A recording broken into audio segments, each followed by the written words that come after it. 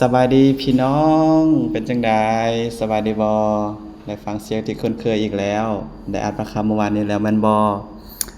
สำหรับมื้อนี้จะมาอ่านพระคำของพระเจ้า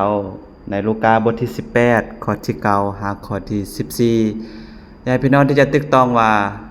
เฮาเคยเป็นคนที่มีความมั่นใจในตนเองหลายบ่หรือหลายครั้งเฮาอาจจะหมิ่นประมาทคนอื่นตัดสินคนอื่นโดยที่เฮาบ่รู้โตว หลายครั้งเราอาจจะบ่สัตย์ซื่อในสิ่งที่เราเฮ็ดฉะนั้นอยากจะหนุนใจพี่น้องที่จะมาอ่านพระคำตัวนี้ไปนํกันสำหรับคนที่มั่นใจในตัวเองว่าเป็นคนชอบธรรมและหมิ่นประมาทคนอื่นนั้นพระเยซูเจ้าได้เข้าคำอุปมานี้สู่พวกเพิ่นฟังว่ามีชาย2คนขึ้นไปพระวิหารเพื่อภาวนาอธิษฐานผู้หนึ่งเป็นคนฟาริสายส่วนอีกผู้หนึ่งเป็นคนเก็บภาษี คนฟาริสายยืนนึกในใจและภาวนาอธิษฐานว่าข้าแด่พระเจ้าข้าน้อยขอบคุณพระองค์ที่ข้าน้อยบ่ได้เป็นดังคนอื่น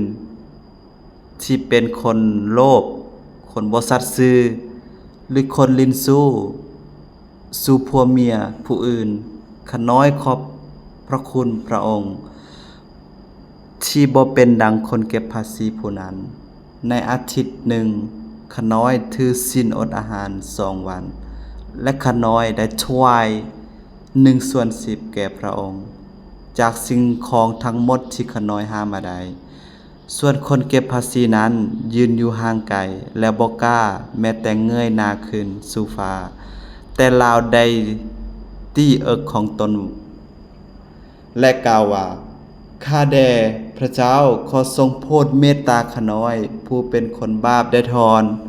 เฮาบอกพวกเจ้าว่าคนนี้แหละเมื่อกลับลงไปที่เฮือนของตนก็ทรงนับว่าเราสอบธรรมหลายกว่าคนอื่นนั้นเพราะว่าทุกคนที่ยกตัวขึ้นจะถึกถอยลง